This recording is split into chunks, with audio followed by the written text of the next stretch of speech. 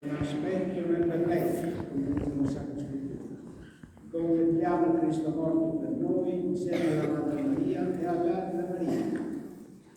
Mostrate questo corpo al popolo prima di deporlo nel sepolcro, perché veda che cosa hanno fatto i nostri peccati.